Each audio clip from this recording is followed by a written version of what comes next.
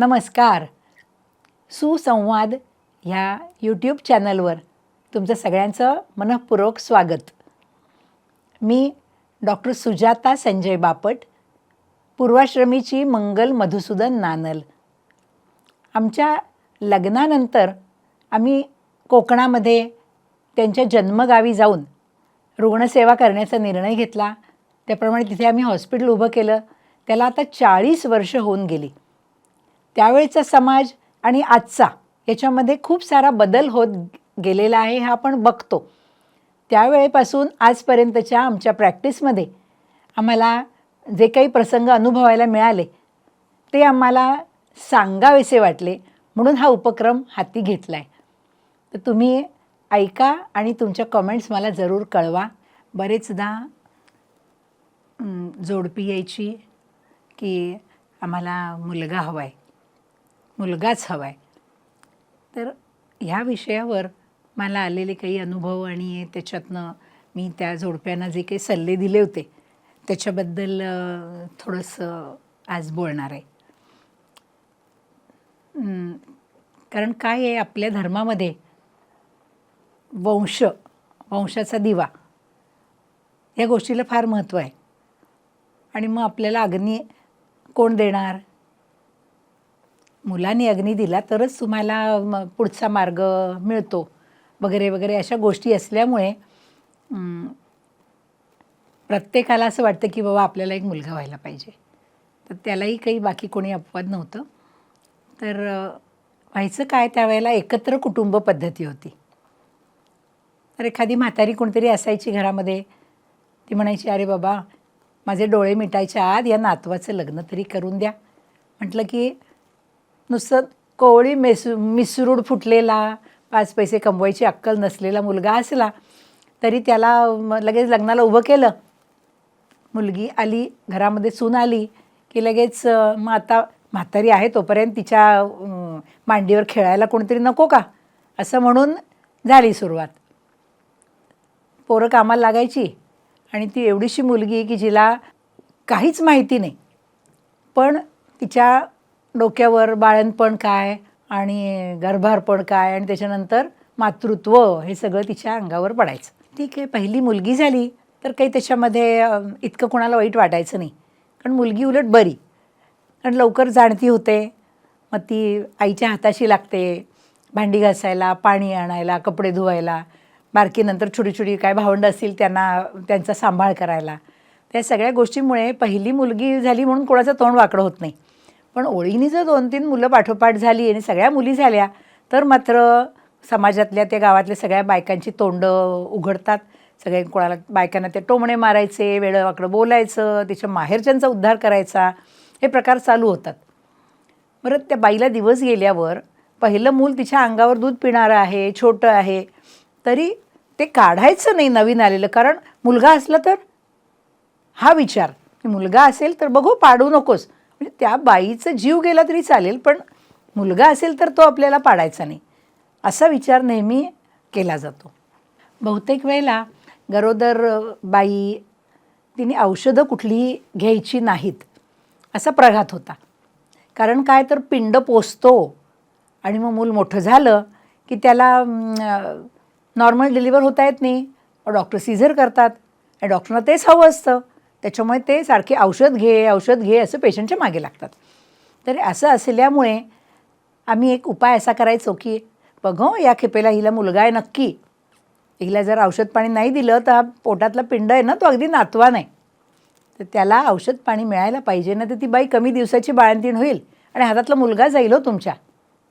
नाही तर मग पिशवीला टाके घालायला लागतील. पिशवीला टाके घातले तर मग तिला 9 महिने खाटल्यावरनं काही उतरता येणार नाही, मग बाकी सगळं तुम्हाला करायला लागेल तिचं. असं करणार का? त्याच्यापेक्षा मी सांगते ते औषध गोळ्या तिला घाला, खायला प्यायला व्यवस्थित द्या, म्हणजे मग माझी जबाबदारी आहे, बाकी सगळं तिचं चांगलं करून देईन. ही मात्रा बहुतेक वेळेला लागू पडायची. अजून एक गमतीदार गोष्ट होती, म्हणजे गंमत सोडा, पण सगळ्या समाजामध्ये अशी समजूत पक्की होती की एखाद्या बाईला 5व्या खेपेला नक्की मुलगा होणार. त्याच्यामुळे 5 बाळंतपणं तर व्हायलाच पाहिजेत. आणि मग 2-3 मुलं झालेली असली, मुलीच आहेत, तर चौथ्या खेपेची बाई यायची आणि म्हणायची, "नाही, नाही, मला हा गर्भ नको, मला गर्भपात करून द्या, कारण ह्याच्यानंतर जे होईल तो मला मुलगा असेल." आता काय बोलणार हो? तेव्हा माझं काही गोष्टी, काही उत्तरं अशा येणाऱ्या पेशंट्सना ठरलेली होती. पेशंट आले आतमध्ये, नवरा बायको अवघडून बसायचे आल्यावर. "अहो नाही, काय आहे, आम्हाला ना आधीच्या 2-3 मुली आहेत ना, या खेपेला जरा मुलगा होण्यासाठी काहीतरी प्रयत्न करा. काही औषध तुमच्याकडे आहे ना, आम्हाला काहीतरी औषधं द्या." असं म्हटलं की मी त्यांना समजावायचे, की "अहो, तुमच्याकडे काही मोठी इस्टेट आहे का द्यायला? त्या मुलालाच द्यायला पाहिजे म्हणून, हां? तुमचं स्वतःचं घर गहाण पडलं आहे, तुमची शेती विकून झाली आहे. आहेत त्या मुलींना सुद्धा तुम्हाला धड करायला तुमच्याकडे पैसे नाहीत आणि आणखीन एक जबाबदारी कशाला गळ्यात घेताय? थोडा विचार करा." बरं, दुसरं म्हणजे आत्ता जे मूल होणार, ती मुलगीच होईल.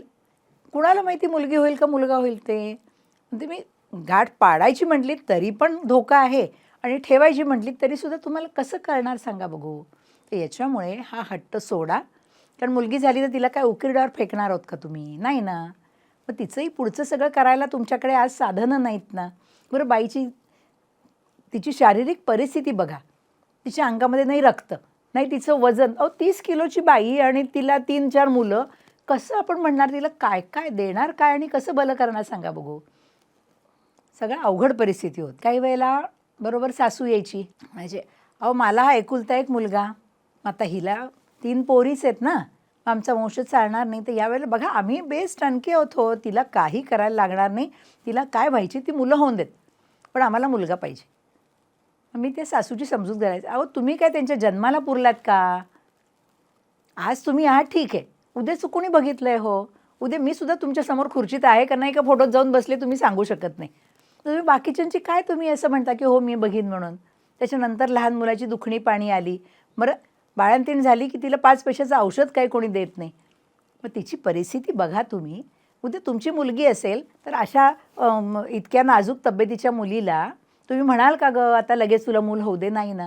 नाही, दुसऱ्याची लेक घरात आणली, तिला पण तुम्ही मुलीसारखं वागवा ना. आपण स्वतः एक बाई आहोत, दुसऱ्या बाईची आपण नाही काळजी घ्यायची तर कोणी घ्यायची? काही वेळेला मी म्हणायचे, हे बघा, हल्ली काय परिस्थिती आली आहे तुम्हाला माहिती आहे?